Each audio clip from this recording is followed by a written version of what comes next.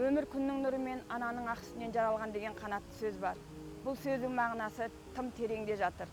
Өмірдің күні, өмірдің гүлі, өмірдің мәні мен сәні қырмызы қыздар екенінде ешкімнің дауы жоқ. Мына жалпақ әлемді ер азаматтардан ғана тұрады деп көз алдарыңызға елестетіп көріңіздерші. Онда күннің көзі көмескі, ай бұлыңғыр, үйдің іші дала, ақ боран, тозаң секілді бір сұрғылт дүние көз алдыңызға келетінін мен куә. Сондықтан да тіршіліктің тамыры әйел аналар екеніне түсінікті. 21 ғасырдағы қазақ әйелдері қандай деген сұрақ туатын болса, осы сұраққа жауапты Санкт-Петербургте, Америкада, Израильде болып қызмет істеп елге оралған жоғары дәрежелі білімі бар дәрігер, екі баланың анасы Зайда Сағынбайқызы Жұматованың өмірі толық дәлел.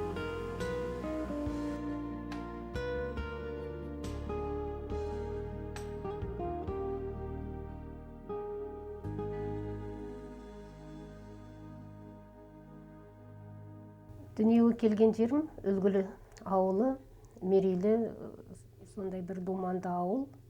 Әкем Сағынбай, өзі белгілі Қошқарбай Батырдың тұқымы, шешеміз болса Күлғайша, осы енді елімізге, облысымызға белгілі Ишан Исабек атамыздың ұрпақтарының бірі болып келеді. Негізгі енді семьямызда көп балалы ата-ана болды, 7-8 бала тәрбиеледі әкелеріміз. Бәрімізге жоғарғы білім берді, оқытты. Әкеміз өзі өте турашыл, әңгімешіл, домбырашы адам еді. Енді біздің үйдегі байлығымыз негізі музыкалық аспаптар болатын. Домбырадан бастап мандолина, балалайка деген сияқты, қобыз, баян, сырнай болды. Ал енді шешеміз өзімізді тәрбиеледі, рухани байлық берді. Халқымыз бүкіл бізді тәрбиелегенде ауылда барлық балаларды бүкіл ауыл болып тәрбиелейтін. Оқуымызды да қадағалап, бір жаққа шет шығып кетпейік, бір жаққа қыдырып кетпейтін жағдайларға дейін қадағалап отырып, осы ауыл бойы тәрбиеледі деп айтуға болады. Сол енді шешеміз айтатын, менің байлығым сендерсіңдер, сендердің болашағың, сендерді оқытып, сендерге бір диплом әперсем, сол менің байлығым деп. Білімдінің соңынан еріңдер қарақтарым дейтін әке шешеміз. Сол қағидамен жүріп келе жатырмыз. Қыз өссе елдің көркі деген ғой. Тұлымшағы желбіреген Зайда бала кезінен сабаққа да, үй тірлігіне де алғыр болып ержетеді. Мектепте де үздік оқиды. Ертіс қазақ орта мектебін Қызыл аттестатқа бітірген ол, бала кездегі арманы дәрігерлік мамандықтың қиын да күрделі жолын таңдайды. Ол 1968 жылы Алматының медицина институтына оқуға түсіп, 1974 жылы осы жоғары оқу орнын бітіргеннен бері Гиппократ антына берік маман екенін дәлелдеген жан. Зайда Сағынбайқызы балалар дәрігері. Балалардың бабын тауып, олардың тілінде сөйлеп сырқатын дөп табу Зәкең үшін тіпті де қиын емес. Анасының мазасын алып сырқаттанып, Зайданың алдына келген сәбидің қалай уілдеп, көңіл күйі көтеріліп, шаттанып кететініне таң қаласың. Өте сезімтал дәрігердің сол баламен бірігіп, бала болып кететініне бәрі бас шайқайды. Өз ісін сүйіп, бес саусақтай білу бедел. Бүгінде Зайда емдеген балалар қаншама. Қашан көрсең мінезі бір қалыпты, осындай жайдары дәрігердің төзімділігіне, шыдамдылығына қайран қаласың.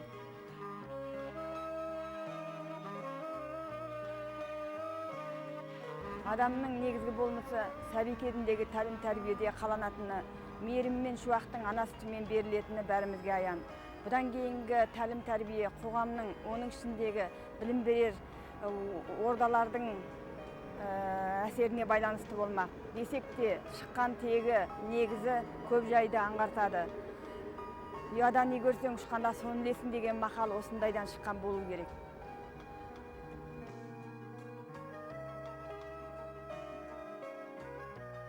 Бір үй толған жансың, бір-біріне меймансың деген ғой. Жұматовтар отбасындағы балалардың бәрі де бүгінде қоғамдық өмірдің әр саласында хал қадірінше еңбек етуде. Ананы сыйлағаның Алланы сыйлағаның деген ғой. Жұматовтардың ата-анасын құрметтеп, қадірлегенін ауылдастары жырғып айтады. Дүниенің түбіне жеткен адам жоқ, оқыңдар, оқығанның қор болғанын көрген жоқпын деп үнемі айтып отыратын анамыз дейді Зәкең. Саналы балаға осындай сөздің өзі жеткілікті емес пе? Бүгінде аналары Күлғайшаның арманы орындалғандай. Мен енді негізі үйде ерке өскен бала болдым. Мені сабағыңды оқы, жақсы оқы, оқуға түс деп тәрбиеледі ата-анам. Үлкен семьяға келін болып түстім. Енді менің өзімнің енем Шайза апам, өзі 16 жасында Ақылжановтар семьясына келін болып түскен азамат. Ол кісінің қолында мен 12 жыл тұрдым. Үйде келіп кетер үлкен азамат, аталар болды, қонақтар болды. Енді атам мен апам маған риза ма деп ойлаймын, негізі. Өйткені мына Шақа ауданында тұрған атамның ағасы болған екен. Сол кісінің алдында ауыл әйелдері қабағын көтере алмайды екен.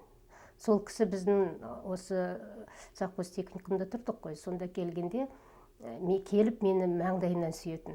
Сонда ауыл әжелер айтатын, осы әйелдер қарсы бетіне қарай алмайтын Бабақан, неге сенің маңдайыңнан сүйеді деп. Сондықтан да ол кісілер маған екінші анам мен атамдай болды. Атамның анасы, ол кісі үлкен кәрия, 90-ға келіп, 87-90-ға келіп өтті дүниеден. Көп тәрбие көрсетті. Ол кісі өте шебер адам болды.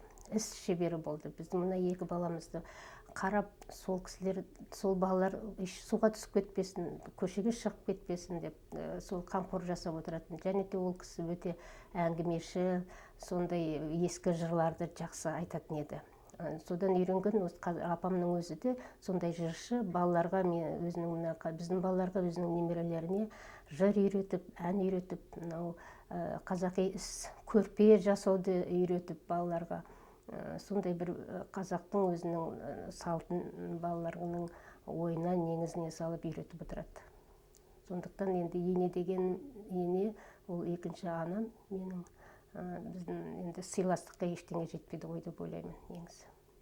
1976 жылдан август айынан бері үйлендік, содан бері бірге тұрып жатырмыз. Екі жас маман семья құрып, қазір екі бала өсіріп отырмыз. Екеуі де дәрігер. Институт бірге бітіргеннен кейін 10 жыл бас мал дәрігерлік қызметін атқардым совхозда. Содан кейін енді білім болмаса, ары қарай мамандықты тереңдетуге жол болмайтынын сездік та, 84 жылы Ленинград қаласындағы малдәрігерлік институттың аспирантурасына оқуға түсіп, соны 88 жылы бітіріп, сол Ленинградта қорғап малдәрігерлік ғылымдарының кандидат деген атақ алдық. Қиыншылық әрине болды. Зайда сонда адам бала дәрігері болып қызмет жасады. Мен өз ғылыми жұмыспен айналыстым. Енді балаларымыз елде болды. Семьядан алыс, елден алыс әрбір қиыншылықтар болады. Бірақ соған қарамай енді біз алған мақсатымызды, алға қойған мақсатымызды орындайық деп, сол жұмысымызды бітіріп, аспирантура біткеннен кейін іле қорғап, сосын елге қайттық. Енді ол қиыншылығы мен жақсылығы да бірге болды. Енді ол бүкіл Совет үкіметінің мәдени орталығы Ленинградты көрдік. Тарихымен, мәдениетімен таныстық. Толып атқан музейлерін көріп, қаланың архитектурасымен танысып, рухани байлығымызды кеңейттік деп айтуға болады. Оған өкінбейміз. Шетелге бару себебіміз негізі осы медицина саласында, денсаулық саласында жүріп жатқан өзгерістердің реформасының негізі басқа елдерде қалай болып жатыр деген негізде Семей департаменті жұмыс істеп жүрген кезінде мен сапарға бардым. Израильға 1,5 ай оқуда болсақ, Америкада 1 ай оқуда болдым. Сонда енді Израильдің Бершева деген қаласында 1,5 ай болғанда, сол жердің медицина саласы, аурулардың алдын алу, профилактикалық жұмыстар қалай ұйымдастырылды, тағы да енді тәрбиелік жастарды тәрбиелеу істері қалай қойылған деген мақсаттарды қарап іс тәжірибе алдық.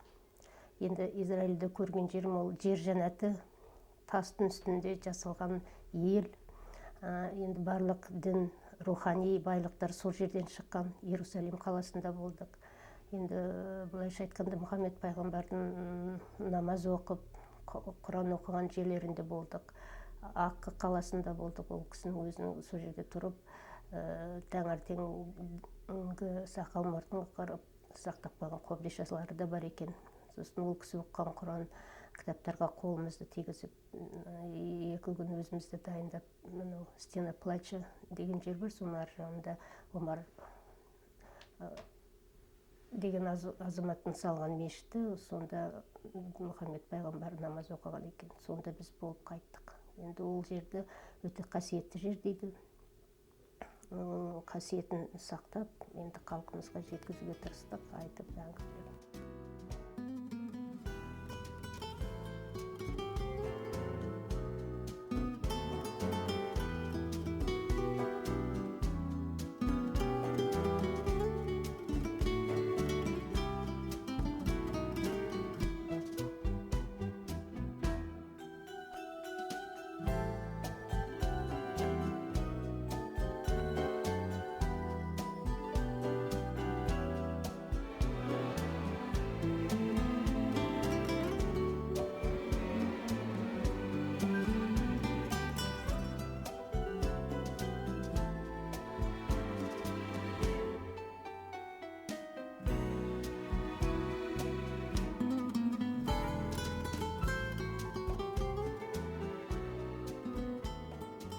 Сіздермен бір қызық жайды бөліскім келіп тұр. Зайда Сағынбайқызы сонау Израиль елінде қызмет бабымен жүрген, сапары бітіп, аэропортта елге қайтпақ ниетте жүрген кезінде бір орыстың келіншегі келіп, Зайда Сағынбайқызы, сіз қайда барасыз, халыңыз қалай деп бастырмалатып жөн сұрап жатады.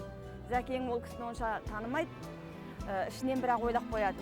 Бұл Санкт-Петербургте қызметте жүргенде баласын емдеген келіншек қой, ризашылығын білдіріп жатқан деп ойлап қояды.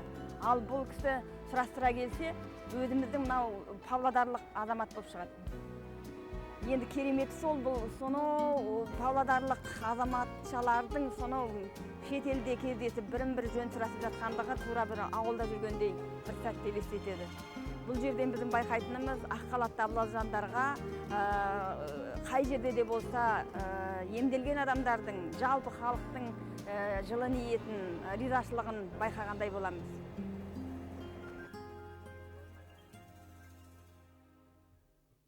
Енді Семей облысында департаментті бас педиатр болып жұмыс істеп жүрдім. Сол кездерде енді сауданың кішкене өрши бастаған кезі, Мақаншы мен Қытайдың арасында Бақты деген жер бар. Сол жерде бір шеттен кірген дифтерия инфекциясы бас көтерді 96 жылы. Сол осы инфекцияны тоқтату үшін 16 000 халқы бар ауданда біз 10 бригада жұмыс істедік. 10 күндей, 12 күндей.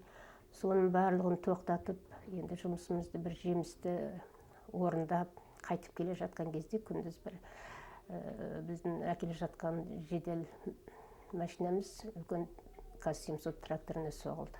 5 дәрігер біз зақым алдық. 5 дәрігер, сол дәрігер бұлердің бәрі больницада емделді. Өзім 1,5 ай реанимацияда жатып, өмірге екінші рет келдім ғой деп ойлаймын. Машина жүргізіп жүрген жүргізушіміз қайтыс болып кетті.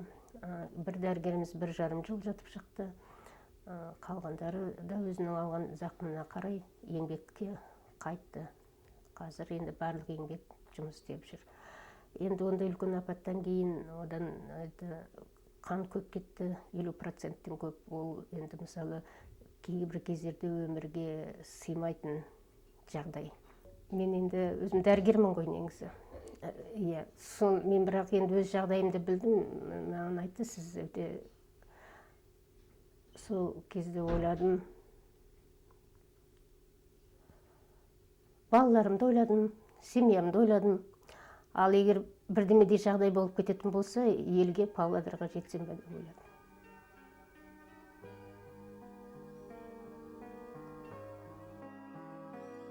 Ерлі зайыпты жандар бір-біріне асқан сүйіспеншілікпен қарап, бірін-бірі қадірлесе, Алла сұрағанын береді деген қасиетті сөз бар.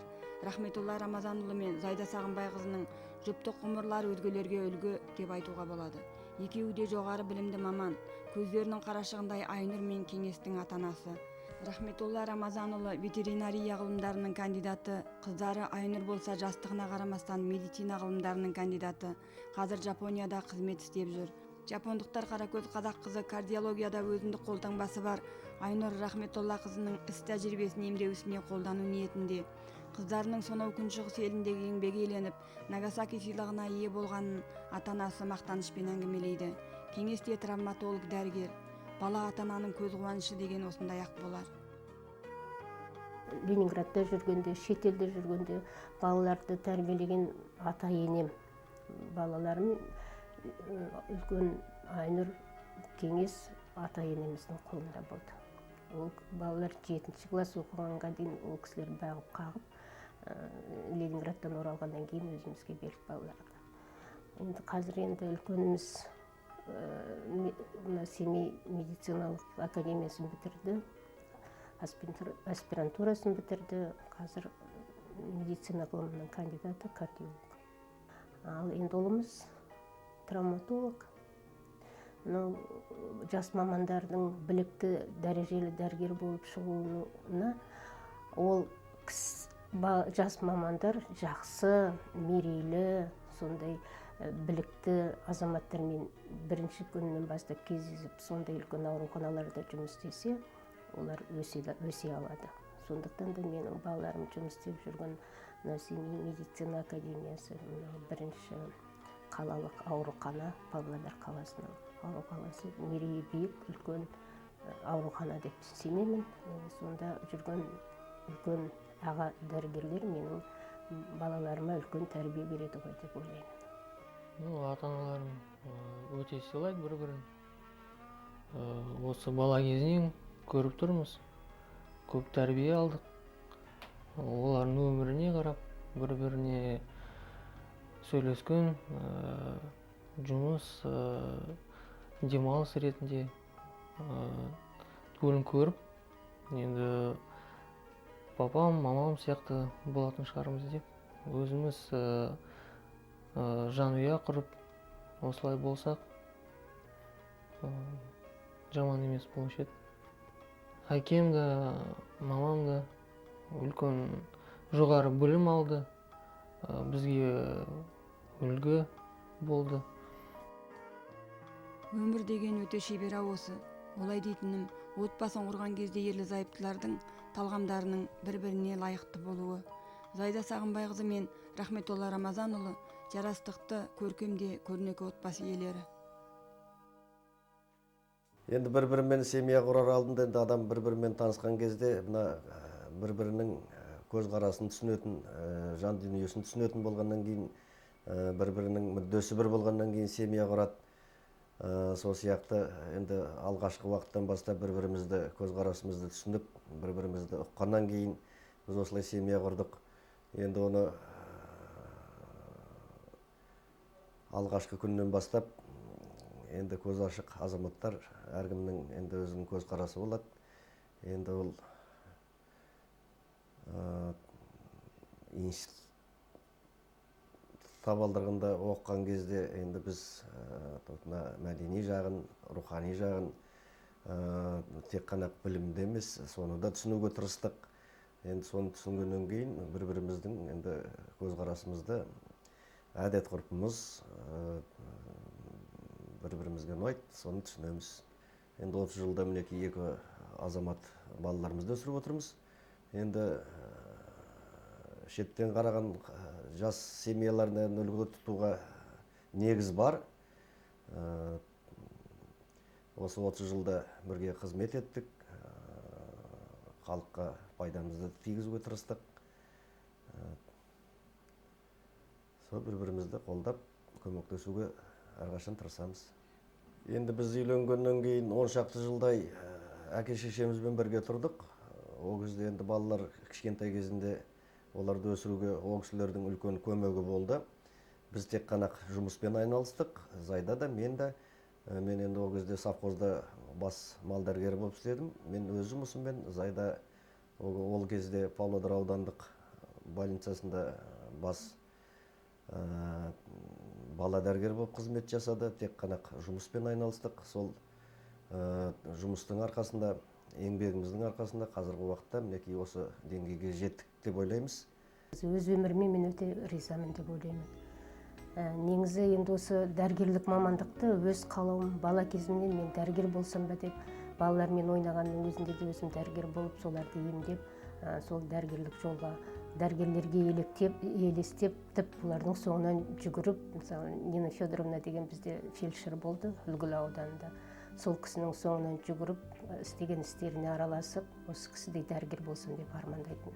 Сондықтан да менің енді өз таңдаған мамандығым өзімнің таңдап, өмірлік таңдаулы жолым деп ойлаймын.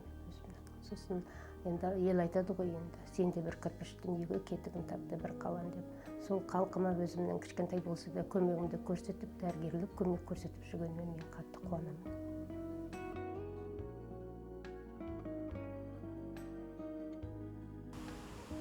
Қыз жат жұрттық деген ғой. Зайда Сағынбайқызы ақарлы шақарлы Ақылжановтар отбасына келін болып түскеніне де биыл 30 жылға жуықтапты. Ол осы жылдар ішінде ата-ене, қайнаға қайын, қайынапа қайынсіңді сыйлаған, сыйлы да сыйымды келін екенін дәлелдеді. Ол өмірлік жолдасы Рахметолла Рамазанұлымен бірге күндерін қуанышты өткізіп жатқанына ел куә. Мен жолымды берейін өт қарағым, несін күттің, несіне көп қарадың, анасының бергенін саған берген, қасиетінен айналдым тек тананың. Мен жолымды берейін өт қарағым, несін күттің, несіне көп қарадың, қор болмассың құлыны тек тананың, жолын алсаң өзіңдей тек тағаның.